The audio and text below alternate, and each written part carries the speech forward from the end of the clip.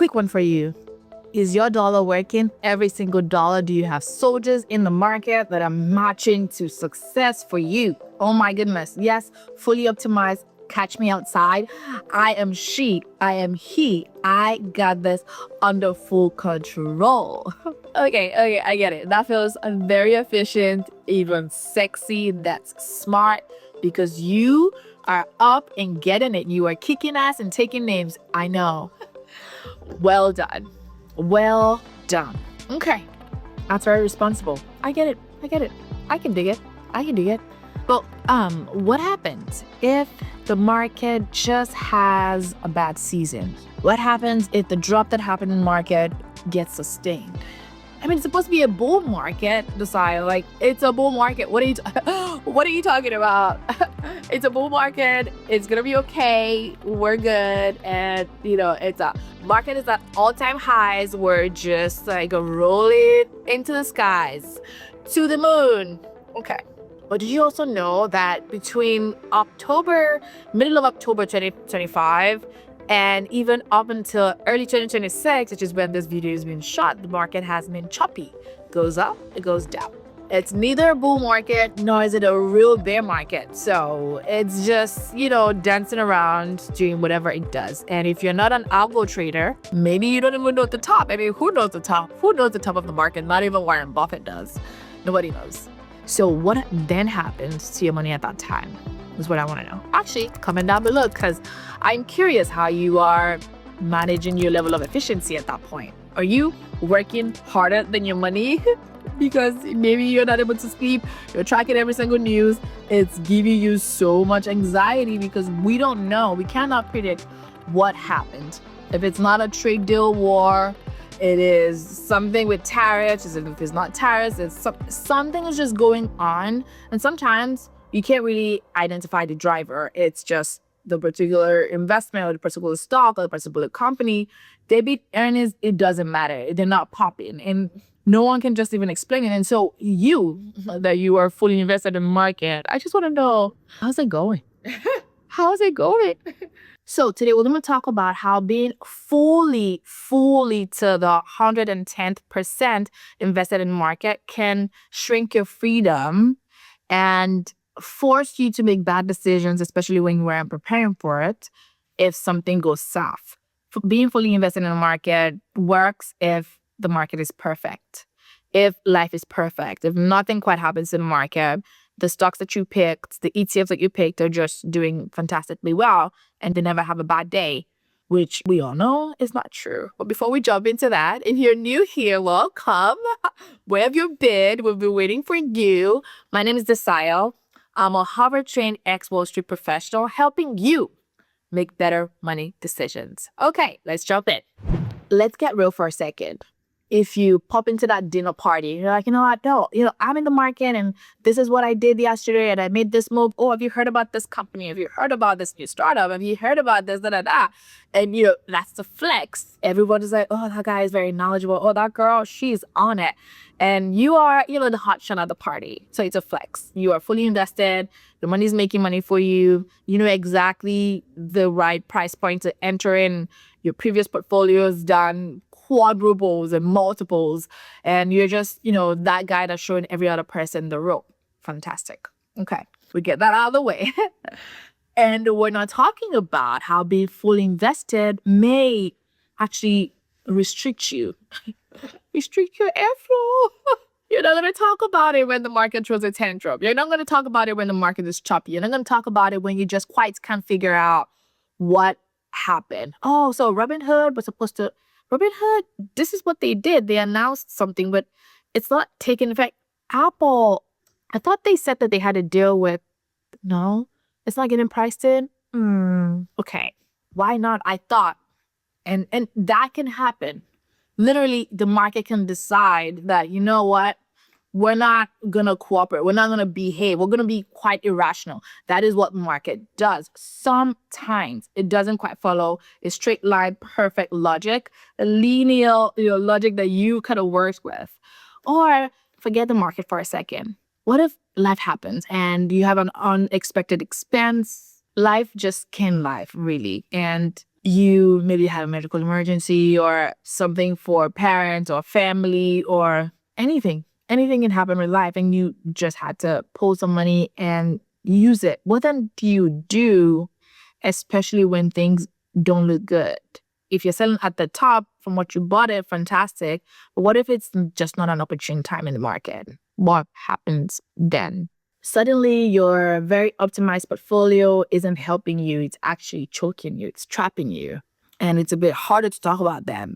Yes, it looks great on paper until you have to actually live life realistically the way life happens. Your business just torpedoes and you just need to keep it afloat because it's just for a season, but you don't even have access to that cash because even the markets aren't doing great.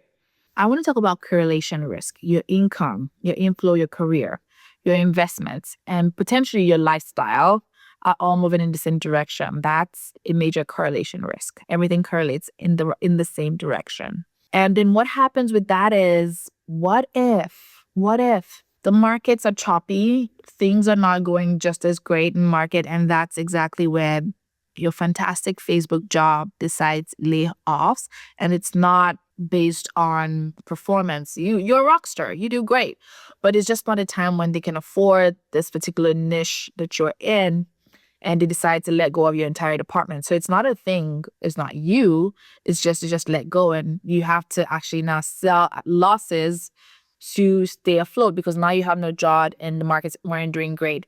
Now you have to actually realize those losses in the market. How do you then handle that? You'd say, okay, you know what? I invested at 10K. Even if I sell at losses and it's at like 12.5, I'm still up. That worked out. But that same situation, you could invest at 10K and be at 8K and need to actually sell it off. Would you decide, oh, you know what, I'm just going to be homeless for 2 months just so I see whether the market comes back? Every reasonable person wouldn't do that. You just take the loss and keep pushing. And that's exactly why being fully optimized, filling the market may not be the best call. If you're a business owner and you're putting every single thing you have in your business, fantastic. Like, oh, this profit we made, I'm going to use it to do this. And you're kind of throwing every cash back in the market into the business. That's good.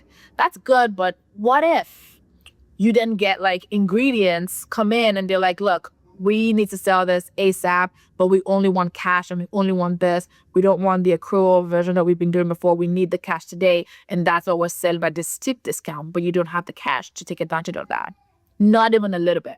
Now you're shortchanging yourself because you could have actually grown your profit had you kept something on the side for these type of situations. Okay, fine. That's not you. I get it.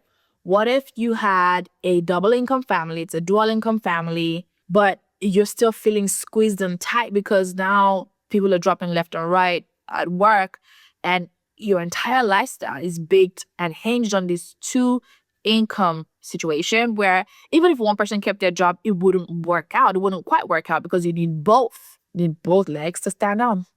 What do we do then?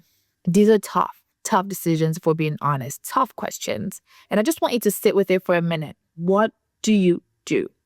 Being invested in the market is great, but being completely 110% invested in the market, maybe think twice. Don't let being invested in the market become a leash. Don't let it restrict your airflow. It's a badge of honor, I get it, but don't let it limit your options. Don't let it force you into bad decisions. Don't let it force you into bad sales, especially at an inopportune time. You could do better. You could be more strategic. You're smarter than that. You're better than that. You could do better than that. The beautiful thing about margin for error is that we all need it. Nobody's perfect. Nobody can quite predict the future. If I could, who is Elon Musk? I will be Elon Musk because if I could predict the future, I would do everything that I can to optimize my entire life. Okay? But we can't. That's the crux of what we're talking about. The margin of error is beautiful and should be utilized. You want to make sure you can pivot when you need to. You want to make sure that you can take advantage of opportunities when they come around and when they appear, just because you can't predict them. You want to make sure that you're also not forced to sell your investments at the wrong time or even to get out of your investments at all. If you don't ever have to get out of your investments, that's when you see the most upside if you can stay in it long enough. Life happens, unexpected matters happens. Life can throw a cut ball. You don't want to feel boxed in a corner even though you have all this money. working and sweating hard for you, but it's so hard to pull it out because it's just not a good time. And those would happen. So plan for that to happen and make room for it. If it doesn't happen in a year, great, good for you.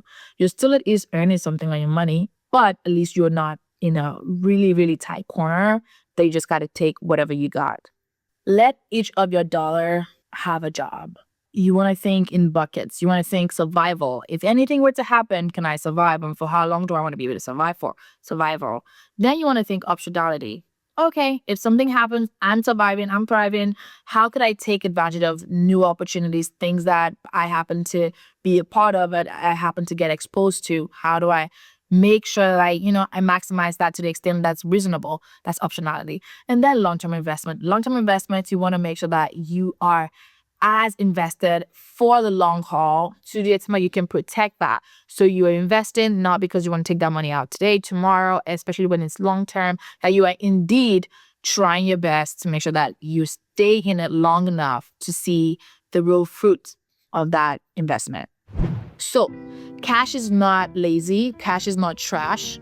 You want to keep at least something in cash, in durable cash, such that it's able to help you. You don't want your portfolio to be so restrictive and to be a leash, to be handcuffs. You want to have some level of flexibility with your portfolio. And so 110% of every dollar in the market may not quite be the best strategy. And in the next video, we're going to talk about how to absolutely optimize for cash. How much cash is enough for you? How much cash is too much? We're going to design those examples. You're going to see what that can look like for you. You're going to make sure that you are putting all the lenses that you have to put on to construct this for you and your family. I know it's tempting to try and get, especially when the market is up, it's tempting to say, oh, if I didn't get this $5,000 here, maybe it would have been $7,000, $10,000 in the market tomorrow. But always think about the other side of things. The market can go up, can come down. You don't know. You can't predict. It doesn't announce and say, it's January 1st. I'm going to be going down now. No. People speculate, but that's all it is, speculations. But before we actually conclude this video, how have you handled money situations at least when you've sort of invested all your money and you thought that was the best strategy? Has it always worked out for you? And if you're being truthful, put that in the comment down below. I'm curious to hear your thoughts. And if it is your first time here, welcome. If you like, content like this, we want you to brag about it. Brag about it. Subscribe by bragging about it. And join us. Join our family. We would love to have you. Okay, I'll see you in the next one.